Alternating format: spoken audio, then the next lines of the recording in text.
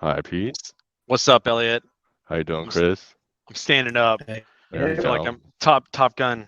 Too close for missiles. Switching to guns. Standing up. Love that. Yeah. Okay, so we're here today for a fireside chat with Kris Rudeegraap. Before we dive in, of course, always like to start us off with a quick icebreaker. And since Chris here is like the CEO of gift giving, I'm gonna do a gift related question. I think my favorite thing was this was the email subject line. The Santa Claus of SaaS. I was like, oh damn, son, I love Yeah. that. Oh yeah, no, that was a proud moment for me. That was definitely a I proud love moment that for me. It too. was amazing. It was so good. Sorry. No, all Continue, good, Elliot. all good. So yeah, the question's gonna be, what's the best gift you've ever given? Mm. Chris, you want to start us off? I Sure. know what mine is if you need a sec. Sendoso related or for a Either way. prospect? Just Anything I can take it any direction I you want. can take it any direction you want. Free Okay. form. Okay. I would say one of my proudest gifts that I would say is this one that when we were at a conference, there was a prospect that had a was on crutches with the what looked like Wow. broken leg, actually had some broken ribs, Oh and man. we followed that up post conference with a rack of ribs sent to that prospect, Oh. and it was hilarious. Got the meeting, and got the deal, but that was a very memorable moment. And I think memories and stories are some of the best ways to engage with prospects, and that was a good one. Dude, that is nails. I love that story. That is absolutely Pretty fantastic. funny. I think I have a related one. So I have a 5-year-old, Mikey. People hear about him a lot. Yeah. Um, and so recently, and by recently, I guess like maybe like 6 months ago, um, I got him like a Pokemon starter pack, right? Mhm. They have these things called trainer sets, which I like. There are Pokemon trainers, but like essentially, it's like a dumbed down set of cards where like the game is like much more like it's kind of like has guardrails on it, like swim lanes. And what that has done is it's opened up like the floodgates for Mike, who now is like a Pokemon master. And just but like and the reason I bring that up is because I think that this is kind of related to some of the stuff we're going to be talking about today, which is gifts that then open up like a whole world to people can be very impactful as well. So at this point now we have like a half dozen Pokemon books, and he's like 5, so he's like learning to read right now, and so he's just like locked in and like reading Mhm. reading the Pokemon books and what have you. And like anytime we go to the library, he wants some more Pokemon books and blah blah blah blah blah blah blah. So in this case, it was like one gift kind of like went and like engendered this whole thing. Elliot, what about you? What's the favorite gift you've given somebody? It's not a material gift. It was an experience. Nice. So like, yeah, my mom growing up was like a nanny, so she's always on her feet, very much a hard worker. And Hmm. once I was able to like afford it, I decided to gift her like a whole spa day because she doesn't really like take care of herself. She's all about taking care of others. So I wanted It's a to good give one. back to her, and yeah, she really enjoyed it. So it was really nice to see I that. think yeah, experiences are super underappreciated too when it comes to like long lasting, because like what ends up like this is one of the things that like drives me nuts about some of the current like demand gen stuff that people do is they'll be like, here's your Amazon gift card, and like as soon as you get it, you're like, wait, who gave this to me? There's like 8 vendors that Mhm. are giving these to me. I don't even remember what this is. Versus like, yo, like this vendor sent me to this restaurant, and I can literally remember, you know, that amazing dish that had like the smoked wagyu or whatever, right? Like I think that's fantastic. Cool. So what are we doing now, Elliot? We're here for the fireside chat, of course, with Chris. Love it. First of all, today's event is brought to you by the team here at Modern Sales Pros. For everyone not familiar, Modern Sales Pros is the world's largest and highest quality community for those in sales management, sales leadership, sales and revenue operations, and sales enablement, aka our Modern Sales Pros. Our mission is to create an environment for our members to answer questions they struggle to solve on their own and help them see around corners that they may not know about. We do that through live sessions like this, an online forum, and our quarterly summits. If you're not already a part of MSP, you're going to be invited to join after this event. Speaking of quarterly summits, we actually have our next one coming up. Let me drop the link to Woo! register below. Got a whole bunch of Ooh, that's crazy cool. VIP speakers. It's going to be absolutely Isn't that a bananas. great isn't that a great image? Oh, Like I it's know. amazing. Yeah, Like you I got love it. oh, it's like so fantastic. We got the CEO of Outreach, the CMO of SalesLoft, the CRO of Gainsight, the author of the Challenger Sale, and then Sam Blond, the CRO over Brex, or I guess he's now the founder. Or sorry, he's a partner at Founders Fund. Yes, Eduardo made these. It's amazing. This Oh, image. absolute genius with Canva. But yeah, it's free to register April 18th through the 20th. Highly recommend checking it out, guys. Moving Love it. forward, going to cover some quick housekeeping notes. Of course, if there are any questions for our panelists, please use the Q&A function. And this event is being recorded. It's going to be sent over to everyone post-event. Love it. Okay, so going to hand things over to you, Pete, to do a Oh little bit of God. introduction about Atrium. I'll see you at the end of this event. Cool. Thanks, Elliot. Chris, I'm super pumped, man. Yeah, You know, me I'm a too. huge Sendoso fan. Ben for a hot second. We'll kind of talk about that more here. But for folks who don't know me, my name is Pete Kazanji. I'm one of the founders of Atrium. Atrium makes what we call data-driven sales management software. It's software that helps modern go-to-market organizations embed, align, and empower a culture of data-driven management all across their organization. Really, the whole idea is to help sales managers manage metric better by metric and improve the performance of their reps. So that's a little bit on us. For folks who are actually, this is really fun. So folks who are joining us, if you'd like one of our sales nerd hoodies, kind of related to the topic at hand, we'd love to Oh, send yeah. you one. And I'm wearing one right now, as you can see. It's very cozy. But we're going to go ahead and drop a link in the chat here. You can go ahead and sign up for that if you'd like one. And it will be magically fulfilled to you. Turns I out. love it. Oh, I I was know.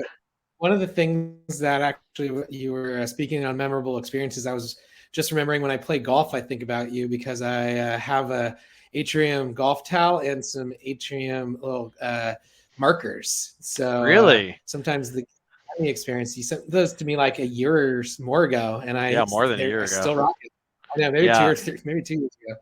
Yeah, So I think we'll talk about that more because I think the people underappreciate what you can do with the physical. I think you yeah, underappreciate what you can do with the physical. They also underappreciate what you can do with the experiential. And we'll kind of talk about that. But yeah, for folks who don't know, just do a couple of intros here. My name is Pete Kazanji. I'm one of the founders of Atrium. Also, I'm the founder of Modern Sales Pros, and so prior to Atrium, I started a recruiting software company called Talentbin that was acquired by Monster Worldwide in 2014. That's really where I went from being like a first kind of like business generalist founder to being a seller, sales manager, and then eventually a sales leader. And then subsequent to that, ended up starting Atrium, of course, and then writing a book on startup sales called Founding Sales. So that's a little bit on me. Kris, maybe you can share with folks a little bit about how you spend your time at Sendoso and then kind of like what you worked on prior to that.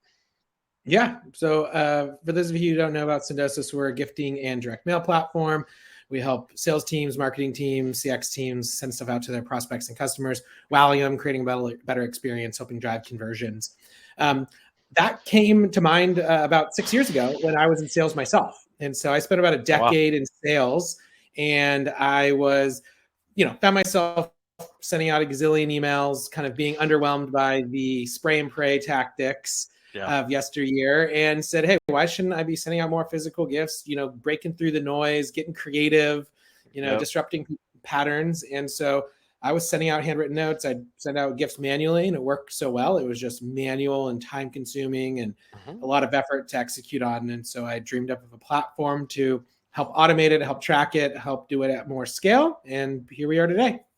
I love it. And I think early on, one of the things that because you were a seller at TalkDesk, if I recall. Correct. Yeah, I was an AE You at and TalkDesk, so AE you turned CEO. yeah, and you and Braden was Braden a seller at TalkDesk, if I He was at recall correctly? TalkDesk. He was at another software company. Right. And so I think one of the things that at Talk to Us that you kind of found worked really well was just like sending people like coffee cards, Yeah, right? exactly. That was like the initial kind of like 80/20 was, Hmm. hey, sending people like physical things that's like bespoke is like kind of difficult, but here's this thing I can use, and of course it's 7 years ago or whatever. Here's this thing I can use to get their attention, but is still like scalable because it's not necessarily now at this point like just sending people like Starbucks gift cards, they'll be like, get out of here, bro, right? Because Yeah, it's like the industry has moved on. But that was like the initial, if I recall correctly, that was the kind of like the initial inspiration. Is that fair? 100%. I'd say the only thing I disagree with is that there's still a bit of wow factor for coffee cards, Oh, depending on yeah. different industries. I think some people, it's all about knowing your audience, getting the, knowing who you're talking to, knowing what industry you're in, knowing who your ICP is, and Yep. connecting the dots there. Yeah, good point. I mean, I think for like in all kind of cases of martech, what ends up Yes. happening is like things like kind of the juice gets squeezed and it becomes like kind of standard operating procedure. And so I think your point about thinking about who the audience is and how you can, like, as we like to say on our go to market team, like how you can really like hit them in the feels is a Mhm. really important thing, right? So as an example, probably going to be pretty tough to get, like, say you're some fancy pants like security vendor or whatever, you're trying to get like CISO attention, offering them a $10 Amazon gift card.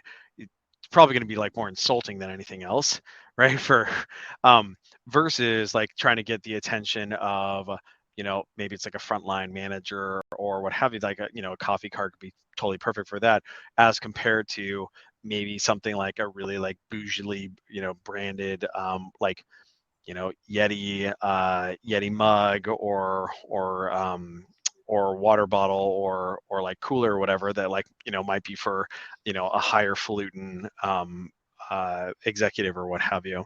For sure. I Well, think there's a bit of situational based too. It's not yeah. always the wow factor of how much is the gift, but also the personal relation I've found too. Like you could be Mhm. talking to a CISO and you hear a dog barking in the background and they're like, oh yeah, my dog's always barking and destroys all my dog toys like in 5 minutes. And you follow that up saying, hey, here's here's a gift card for your dog Mhm. Spot who will love this. And this is my favorite brand of dog toys, and that could be a $10 dog toy, but the Yeah. memorable moment and the connection is oftentimes worth more than saying here's a $1,000 Yeah. XYZ that has no merit or meaning. Hey, here's an iPad. Yeah. I think that executive would actually rather see that $15 dog toy gift card than a Yep. $1,000 iPad Yep. because the experience related to it. Yeah, and we'll talk about that more. So one of the things that, so like, yeah, you discovered when you're at Talk to Us, you're an AE, right? And you're like, hey, here's this like cool little exploit that I can do in order to like prospect and what have you.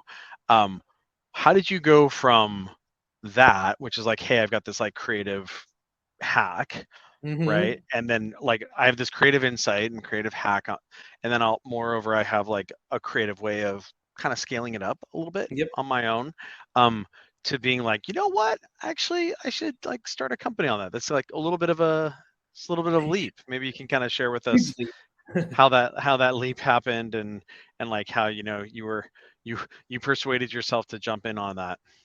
Yeah. So for me, it was just all about you got to just try anything, do anything, and there's nothing that should get in your way. And so I said, hey, what do I need to do? I need to build this app. Where can I build it? I turned to Upwork. At the time, it was called Odesk, but now it's Upwork. And knew that you could find a freelancer there. I said, hey, I know what the general gist of what I want to use because I know I've used other software, so I'm going to draw it up on paper and then turn those into some I love find a it. designer on Upwork to turn those paper designs into what look like better UX UI, and then just connect the dots by finding an engineering firm through Upwork and said, hey, here's $5,000. Can you develop these drawings into something real? And just kind of continue to chip away at it until we had a product that worked great. I was user number one, and then turned it over to my friends, had a bunch of users, and then kind of the rest was history. But I think there is that leap of faith of saying, I've got confidence in doing this and going out and doing it and not giving yourself excuses why it can't be done. Yeah. I mean, when I first learned about Sendoso, I was like over the moon about it. And the Yeah. reason why is because, way back in the midst of time, way back then, I was a product marketing manager at a software company called VMware. And so product marketing managers are responsible for collateral creation, right? So like PDF assets, et cetera, et cetera. Um, and so one of the things like I have always really appreciated a great, it's not just like swag, it's like collateral, right? It's a great piece of something that helps like move somebody's brain in the right direction or remind them of something or like drive a habit or what have you. And so when I was running TalentBin, our recruiting company, our recruiting software company, excuse me, it was around the time that New Relic was doing their really big like data nerd t-shirt campaign, which is funny because I've got this sales nerd hoodie. A little bit more on that later. And at the time I was like, oh man, that's awesome. Right. And TalentBin at the time, we were a recruiting software company, and I think our ASP was like 12K or something. Like we had a pretty transactional sales motion. We would sell like, I don't know, like 1.5 seats on average or what have you. But like a sourcer or like technical recruiters could purchase this, and it was like early 2011, 2012 or what have you. And so the notion of getting like essentially an incentivized demo, this wasn't like Datadog or New Relic where someone could like turn it on their own, but the notion of an incentivized demo was really persuasive. And so we kind of cloning the data nerd t-shirt thing, what we did was kind of did a related thing, which was recruiters have a terminology called a purple squirrel, right? It's an impossible to find candidate. And so we had these t-shirts that said purple squirrel hunter on it, and it was like certified, certified purple squirrel hunter, and it had like the little like our little we had a unicorn that was our mascot, and it was like chasing a purple squirrel and with like a net. And recruiters loved it. They thought it was bananas. And they were totally into it. So our SDRs would go outbound with this, and we'll also use like, lead gen, or sorry, we did like Google AdWords, and might have been before LinkedIn actually had a marketing platform. And so people would like, they would hand raise and be like, cool, I'm totally down to take a demo. And these were like $15 shirts. Right. Yeah. And then the funny thing was that like the fulfillment of them was such a pain in the butt, because we had them in the office, and we would literally have a TaskRabbit come into the office once a week to package everything up and send them out. But it was worth it, right? Yeah. Because like they would come in and they would like knock out like 50 of these shirts, or like packaging and sending out 50 of these shirts or whatever. But like it would, even though it was a huge pain in the butt, it was totally worth it, because like you could like reliably get meetings on the calendar. And then moreover, those people were so pumped on their purple squirrel hunter shirt, they would like wear it around and like show their buddies and like the other people in the office, and so on and so forth. So like when I heard about Sendoso, I was just like, oh my god, like I had these flashbacks to like hiring TaskRabbits who would like flake out and not show up. And so now, like when I first heard about it, it just seemed like a total no-brainer. I think the interesting question that I would have to you is, how broadly adopted is this across like the marketing landscape right now? Because to me, it's super obvious, and we send tons of stuff, but sometimes it takes a while for the market to understand. Like how broadly adopted is this across the market? The notion of sending things. Yeah, I mean, in my eyes, we're still in, inning one. It's, in the, sub 10% adoption across the addressable market that we see, based on industries, based on personas. I think there's, it's definitely something that seems obvious, but when it comes to execution, if you're not using like a Sendoso type platform, you end up putting it third or fourth or fifth on your list because it's so hard to do, to your point. Seems like a pain. Yeah, exactly. So, I think some companies are nailing it. And the big beauty that I see is it's not like a one a silver bullet or a one trick pony, like you can only send a shirt. You could send literally anything that you could come up with. And so you've got to think about the different things that you could send at different parts of the entire, buyer's journey, customer's journey. And think about it as almost just another medium for grabbing attention, or another medium for getting someone's your message across. So yeah, and like across different parts of the motion as well. So I think usually what ends up, oftentimes I think what blocks people is, and you kind of see this with, there's like, swag as a service, like things that'll send stuff out. But the funny thing is that like I don't care about the t-shirt that has your logo on it, bro. Right? Like that's the thing is like, oh, can I send you vendor name t-shirt? And it's like, no, like I don't need a poly cotton blend t-shirt that is like poorly fitting or whatever. I would like, something that is resonant to me as a prospect or as a customer makes sense. And so this is why, like, as an example, like I'm wearing this like sales nerd hoodie right now. So one of the people that we work with, our prospects, are sales operations, and then sales managers and sales leaders. And historically, that because managing by metric is a newer behavior in sales organizations. So oftentimes those people have felt historically like a little bit like a sales nerd, like, we got the jocks and we got the nerds, and like maybe I'm over here. And so what we're doing is we're saying, hey, like that actually everyone's going to be that, right? Because like it's just table stakes to manage by metric. You are crazy not if you're not like managing by with data. On also we're going to celebrate you, exactly, Mr. Manager, Ms. Manager, right? Like we're going to celebrate you. This is about you, right? You'll notice there's like not an atrium thing on here or what have you. In fact, actually, this is the first version has this on it, but our future, our incremental versions, actually the little atrium logo is like way down on the sleeves, because it's not about advertising. It's about advertising themselves. Right. Exactly. I think it's about creating a community too. And I think people like to be a part of a community, and people like to assimilate with others that are a part of that community. And so you're not necessarily saying I'm, a part of the Atrium community, but I'm part of this like sales nerd movement, And I think that's where, it takes that one step up from just sending a t-shirt with your logo on it to a movement, a community. And I think that's where brands stick out, and that's where you can really develop advocates in a community. And it's more than just driving demand gen.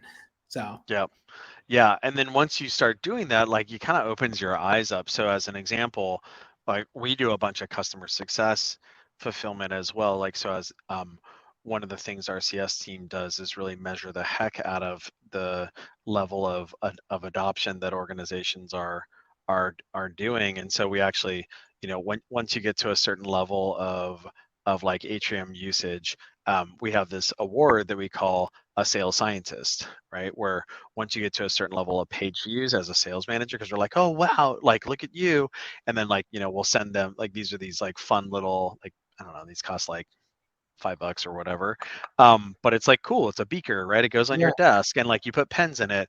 And so we send them that with a bunch of like Atrium pens and a gift card or whatever. It ends up like not being that big of a thing, but it's more about like them being in the office being, that's right, look at me, I'm a sales scientist, right?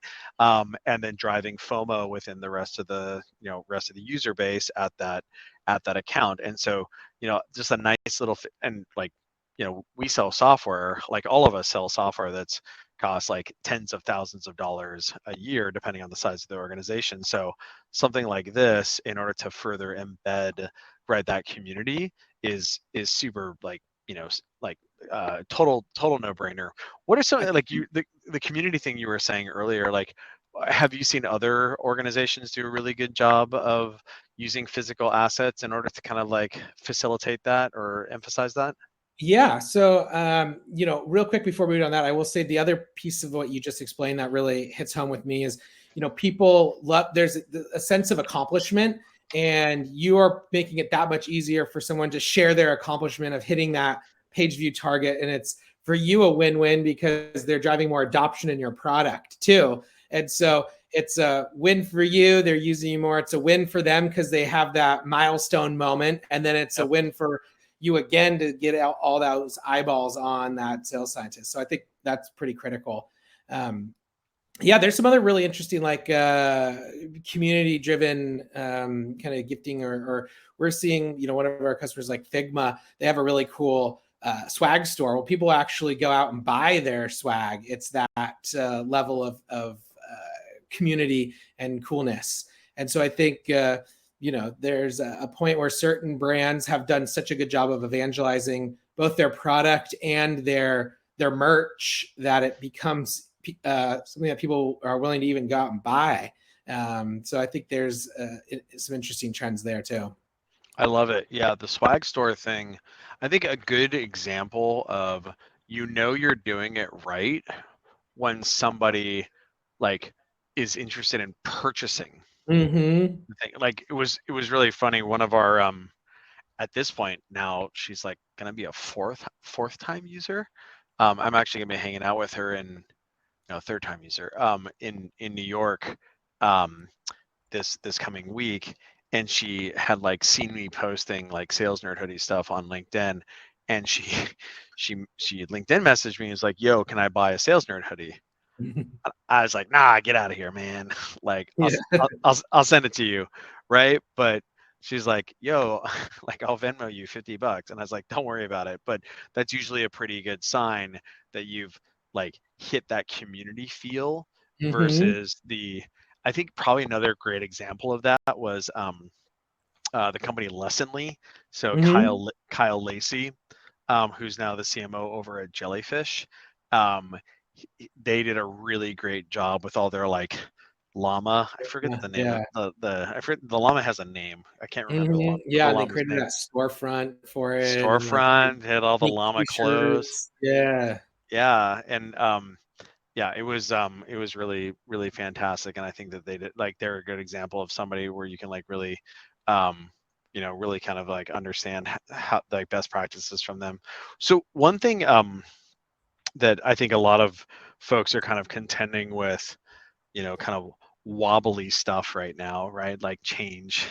And I think a really big change for you guys was when COVID happened, right? All of a sudden, what previously it was really pretty straightforward to just, you could be like, oh, okay, like this person's in the, they're in the atrium office. Like I know that they're based in San Francisco and that they're in that office right there, and I can literally just Google what the atrium office is, and then just like send that over to them. All of a sudden now you have a bunch of people who are like working from home. Yeah. So like, how did you guys kind of like contend with that and roll with the punches there? Yeah, so we like within kind of days of that announcement, and we were actually prepping for this in advance, just like knowing there was some rumblings, given that it was like, hey, go home for a couple weeks in quarantine if you've traveled internationally. Because I had just come back from a wedding in Mexico that February of 2020, and I was like, I think you're not supposed to be here. And so I kept thinking, well, how is this going to affect our business? Is this big? And so we quickly offered this address confirmation feature, which was pivotal in terms of just allowing our customers to be able to ask the recipient, hey, would you prefer if I sent this to your home? By the way, Sendoso is this middle data layer that will take that address and dispose of it after. So we're not saving it in PII, et cetera. And so that was something we released right away. And then we just changed some of the narrative around what marketers and salespeople could do for their playbooks, which had to change overnight too. And so we turned what could have been a pretty terrible moment for us into a thought leadership moment, into a let's be agile and build some functionality to adjust to this, and let's run with this as a positive. I love it. I love it. What one of the things, the big kind of like, there's a lot of nuance because like I think there's like cultural changes where the notion of like, historically, like someone knowing, like, know where I live. Oh, yeah. Right. We're just like, yeah, like everyone knows where you live. Like all your neighbors know where you live. And anyway, it just like looms large for people, even though it like totally shouldn't. One of the things that we found when we've been working with folks, if we ever need to elicit somebody's, you don't say like, hey, well, what's your home address? Because that makes them be like, oh, right. But instead you say, hey, Kris, just can you let me know what your preferred mailing address is? Mm-hmm. And then all of a sudden they're like, well, here you go. And it's like their home address. And Yeah. but like for whatever reason, it doesn't loom large there. Um, so that's been like kind of a helpful hack there. What other, I mean, so I think like being able to send things to people's home addresses without asking for their home Mm-hmm. address is pretty powerful. What are some of the other kind of like creative things that you've seen people do? Like I think we were talking about, like Elliot was talking about an experiential gift earlier that was Yeah. really fascinating. Have you seen folks kind of doing stuff around that that's been very creative? Yeah, I think that was another big trend that we picked up on, which is this hybrid virtual and tangible experience, like the wine tastings, the pasta making, the whiskey tastings, and some of those had a nice component where you got maybe some whiskey and a nice couple glasses, and then there was a virtual Zoom experience that talked you through what you're tasting. And so we saw there's a big surge of that, and we still have a ton of those kind of hybrid tangible plus virtual. A lot, sharing experiences is pretty big. Like what you're saying with Elliot, where hey, if I know you're big into some outdoor adventure, or you're a foodie, there's different things that you want to send, that instead of being something wrapped up in a box, it's more of like a redemption for a physical experience, which is key. I think there's everything in between, whether it's unique gift cards or special types of gifts too. Yeah. What I love that. So now that, like, I mean, how big is Sendoso now? So we're about 300-ish employees, raised about 150 million in funding. We've sent, I think, nearly 5 million things out. There's Oh something my like gosh. 40,000 users on the platform. So Are you kidding me? yeah, it's been quite the growth the last 5 years. That's fantastic. So what's different now, like now that as compared to when you were first kind of starting things up? Yeah, I mean, I think for me, the role has shifted quite a bit. I mean, I was first salesperson, first product manager, the first success manager. So it goes from getting really into weeds to then becoming more of a customer evangelist and working closer with customers than ever, building out big teams, recruiting, and really maintaining a great company culture. Just the scale of everything is so much different, and the data behind it all. I can imagine. Well, so now that I think a lot of organizations are kind of reverting from kind of more muscular, kind of what people would call growth at all costs, to being a little bit more measured, with higher cost of capital, higher interest rates, what have you. How has that modified how people view kind of like sending physical assets or what have you as as a potential play and a potential channel, excuse me? Yeah. So the way that we're seeing it is because we integrate into your CRM, because we provide a level of kind of tracking and reporting, you can compare this channel to other channels and invest in the best performing ones. And because of the nuances of that, gifting and direct mail are limited in scope. You can't go out and send a million sales nerd shirts. There's just be a cost associated with it. You've got to be a bit more selective, which means the noise is less, and so you're not getting a million of those shirts a day. Probably getting a million emails, but it gives you a chance to break through that noise. And while people are cutting back on costs, they still have to drive revenue. We're seeing a shift in people spending more effort on how do you retain and engage with customers, where we come in and play a big part of that, where you can, like you said, with the sales scientist, beaker, like those types of things work really well with the customer experience, and that is something that, from the top right now is, hey, let's keep our customers, let's grow our customers. And so we come into play there. And I think it's not like the world's getting less noisy and less spammy. There's more digital noise than ever. And so you still have to break through it. Yeah, one thing that I've kind of found there that like I just haven't seen it super well adopted in the market, and we do really great with it, is just the people are like happy to spend oodles and oodles and oodles of money on Google ads Mm-hmm. or like LinkedIn ads and what have you, just like hoping that someone's going to convert and like fill the form for some like PDF infographic, Yeah. right?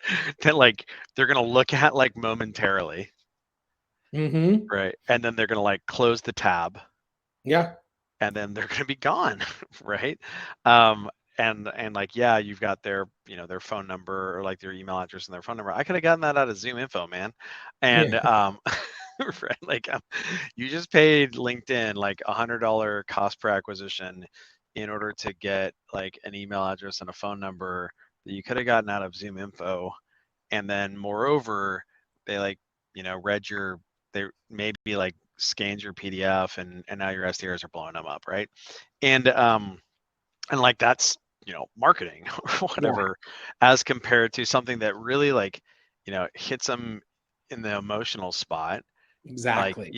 where it's like you're like, oh man, like I had a discovery meeting with like the SVP of revenue operations from like a $20 billion public company who came inbound because he's like, I really need one of those sales nerd hoodies. And I was like, oh my god, dude, like this is crazy because like Yeah. these are like $25, right? And and actually it's exactly what you were saying earlier. Yeah. And could you imagine like the cost, like the like Google AdWords cost, or the the Facebook ads or the LinkedIn ads cost, in order to like somehow get that title of person to like they're never gonna like sign up for your webinar, man, Mm-hmm. right? And I think that that was actually like, and I think so, like people waking up from the standard marketing playbook. And then what's kind of crazy about this is like once you have one of those like assets, and this is something that we really focus on, is making sure that we have like lots of these plays, um, because then you can actually go outbound with them as well, right? You can Precisely. like show up in somebody's inbox and be like, hey man, like you seem like a sales nerd to me, Yeah. right? As an example, and like and so now you've got this like arrow in the quiver, and it can be used for like it can be used for inbound, it can be used for outbound, etc. And like now what you're doing is like you're no longer hemorrhaging money to LinkedIn and Google and Facebook and whatever. You're spending the money differently, Yes. right? Like in this case, and then this is the other thing that I like to encourage people to think about is like people wear these like every day, um and like and so they're essentially having a positive emotional brand experience with your brand, on a recurrent basis. Like this is why actually I'm a fan of like hoodies versus t-shirts, because like you wear a t-shirt and then you got to wash the thing or what have you. But like just thinking about that asset and how it's amortized over Mm-hmm. how many brand experiences have, like versus like that PDF that got opened and then closed like 15 seconds later, like pretty different, Yeah, one of the things that I love is combining channels. So I've seen some Mhm. great use cases where someone will put an ad out there and showcase like a Yeti mug in the ad, Yes. or combining like the physical printed like laminated little one pager and sending that to people, and that sits on their desk and people actually are like excited to get it. And so I Mhm. think that's a good mix of like figuring out, what is the evolution of these channels. Sure, you're going to have a great asset that's performed. How do you make it perform even more? Hey, maybe we'll offer it up in this bundle to ship it to you. Or hey, you got these great sales nerd shirts. How do you use that for driving some eyeballs on a social site like LinkedIn to come Yeah. in funnel and convert better? Well, and I think that's exactly right, because what ends up happening is if you think about, so the CTR, right, the click through rate Mm-hmm. on the unit is going to be reflective of how persuaded that person is based on the thing that's in front of them. And so if you're offering like, some white paper or like, 30, 60, 90 plan for, persona name here, right? Yeah. Like white paper or like think piece or what have you, infographic, yeah, you're gonna get a certain level of like click-through rate. Whereas if it's like, get this Yeti or get this like sales nerd T-shirt or get a coffees for closers mug or what have you, it's going to be a lot higher. And then the same is true when like they land on your landing page. It's like the previous conversion rate would have been something, right? Mm-hmm. And now it'll probably be like 3x or 4x or what have you. And you can actually like, it ends up penciling out. Like you can actually look at the difference where if you can send somebody something that costs like, $20 or $25, but it actually like quadruples the conversion rate on that landing page, you're spending that much less on impressions out in the Exactly. world, right? Because like your CTR is high, your click-through rate is higher, and then also the conversion rate on the landing page ends up being a lot higher as well. So I imagine you guys probably have to explain this, like, because people's immediate knee-jerk reaction is like sending things to people probably sounds expensive. It's like, well, it's really expensive is just like shoveling cash into the Google machine. That's really expensive. Yeah, exactly. I think it's a bit of an education play, a bit of like, oh, this is different than just, sending things out with no tracking, like of, decades prior. So it's just educating on just the modern way to run sales and marketing. Yep. I love it. Yes. Modern, right? Um, and so I think one thing that so let's imagine that we're making that case to an organization, right? Like some CFO or what have you. Why is it, like, what would be the argument to say, hey, it's important to continue to prioritize relationship building, Yeah. even in the current environment?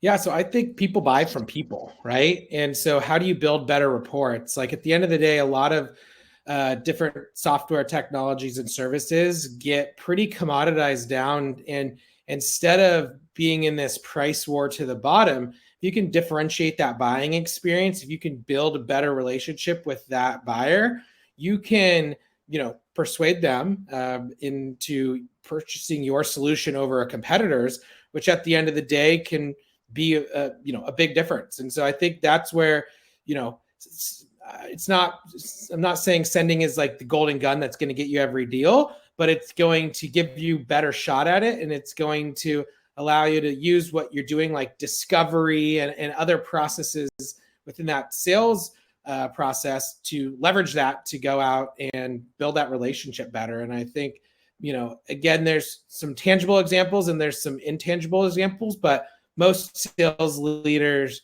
recognize that, people buy from people, and how do you build better relationships? Yeah, for sure. And I think this is something, especially when you're talking about like new new categories, and also like where timing is really important. Like Mm-hmm. literally, one of our AEs was joking with another one of our AEs this morning about how he had a disco call with a prospect like 60 days ago or whatever. Probably the disco call was driven by, some sort of, maybe sending program or whatever. Maybe not, but probably. And at the time, the person was like, yeah, you know what, we really don't have an initiative around this at all. Like, this is really cool.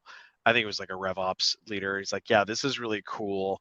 And I get why organizations would really, want to make sure that they're empowering their managers to manage by metric.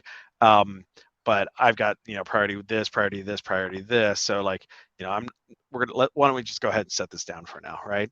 And then lo and behold, his CRO came off the top rope like 45 days later. I was like, I think they like missed a number or something like that. And it was like, hey, like we really, really, really like, this is the year of like sales coaching, and we need all 15 of our sales managers to like really be managing my metric, because like just, Mhm. you know, hopping on people's calls.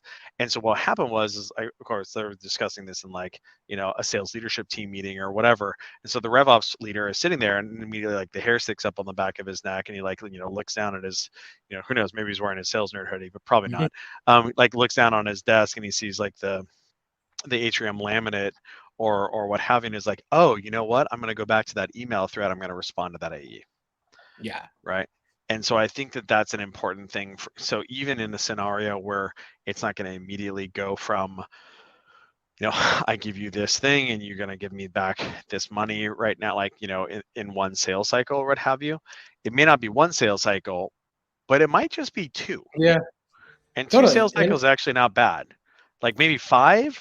I don't know if I want to put like, you know, $50 of money in with the expectation that I'm going to get it back in like 36 months. But if I have an expectation that maybe I'm going to get it back in like 120 days or 180 days, maybe it's not 45 days. I wish it was 45 days, but if it's 180 days, like I'm still maybe okay with that.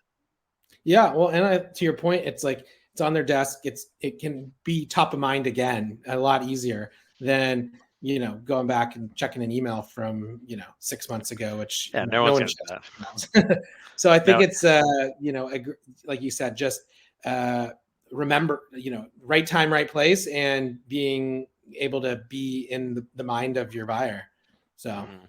Yeah, being top of mind. I think that, to the extent that you can think about like being physically observable, that can be a very powerful thing. Probably some of the best examples of that is what are the things that we do? Like obviously, like, these are kind of fun with that.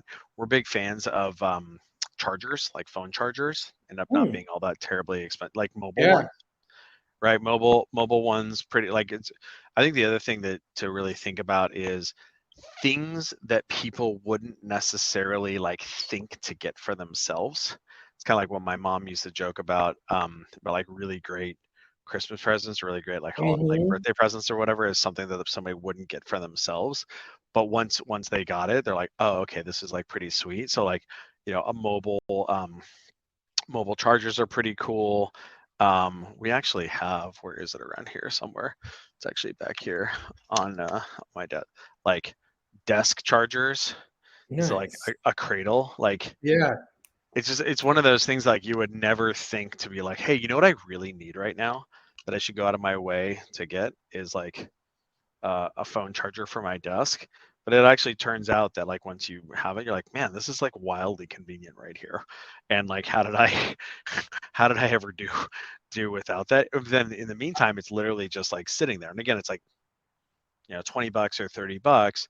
But if you then amortize it out across like how frequently it's being used, and I think that Mhm. so just like thinking about those sort of things can be very powerful. This is why I think like cheaping out on stuff can be really like bad, because Yeah. if someone doesn't use it, then it's like you're like losing a whole big piece of the value.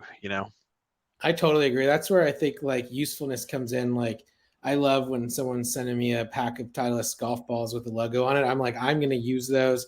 I might lose some, but I'm going Yeah. to use them. And there's, the longevity of things that you actually use are going to be things you appreciate, and you're kind of have some gratitude, and you want to reciprocate that gratitude back to that person that sent it to you. Yeah. What changing gears a little bit, what are some of the biggest kind of like, you know, kind of like trends and kind of modifications that you're seeing that's happening in the SaaS market right now, whether that's like MarTech or sales tech Mhm. or even outside of that?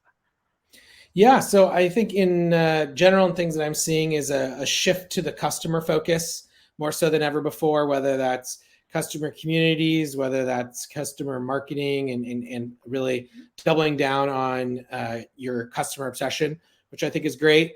I'd say other trends are, integrated products. I think we're in a world where like your tech stack is better together, and if it's integrated, your MarTech, your sales tech stack, I see that being a topic. I think I think in SaaS there's still the topic of profitability and efficient growth more than growth at all costs. I still see that happening. And, I think there's still the trend of like, what else can we do? What other ways can we drive pipeline? I think there's never enough pipeline. And I think there's a thirst for new playbooks and new ways to do things. Yeah. I think yes, new pipeline is always something that people can use more of. I think some of the favorite things that, and actually this kind of combines plays together. One of the things that we've really enjoyed quite a bit is now that we're big enough, we have many hundreds of customers. We have a lot of former users who are kind of like cruising around in the market. And so what we really want to do is when somebody goes from either an existing customer to a non-customer, we really want to like jump on them, especially if they're a high user. So we actually use software to instrument the amount of usage that's present in that someone's had, and then like we pipe that into the CRM. And so what we now have is we use kind of special software that monitors those job changes, but specifically of the people who are like really muscular users of Atrium. And then in that way, what we're able to do is like, RevOps manager over here has now landed as a director of RevOps over here. We should probably reach out and offer them some champagne, right? I love that play. I think the other interesting thing that we've done with that too at times is not just the champion user, but we'll also track like the executive sponsor to say, hey, your team used this at your last place. Yep. Assuming your new team will do it as this new place, which is key. And we've even done some job description tracking too, where we've looked at a company that's even hiring to do something that we can do, and knowing that they're going to have someone incoming that hopefully will be a previous Sendoso user, but if not, we're still primed and ready to drive some awareness there.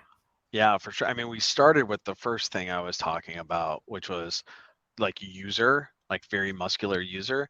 And then one of the things that we did was, so we have a sales assist motion. So it takes like 5 minutes to turn on an Atrium account.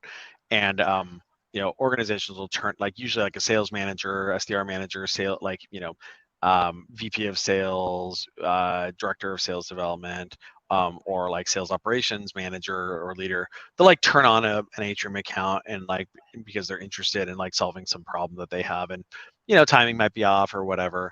But what ends up happening though is like we actually see like very quickly you can see the precursors of a success present in that pre-sale motion. So even if it closed lost, you still want to track that, champion who couldn't quite get it across the line, right? Yeah. There. But when then they land somewhere else, you're like, okay, great. I really want to go and like, you would prefer that they have something on their desk that reminds them of them so they come back to you, but let's not rely on that necessarily, right? And so instead we show up and we're like, hey, saw that you just landed, here. Yeah, would you like a bottle of champagne? Like, do you like champagne? Right? Yeah. What are some of the other kind of like favorite pipe gen hacks that you've been that are kind of been on your radar recently? Let's see, some pipe gen hacks. We do a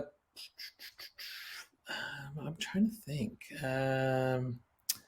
Nothing's popping in my head right now of a pipe gen hack that I've been a part of lately. Let me nice. Well, I think another one for us there. I think one thing that we've found is that you just have to be careful about like squeezing all the juice out of a given fruit, like a given program. And so like having a bunch of programs ends up being really important, not because like you want to have a bunch of programs that are running concurrently, because I think that actually can be confusing and like create a bunch of like logistical overhead for your organization.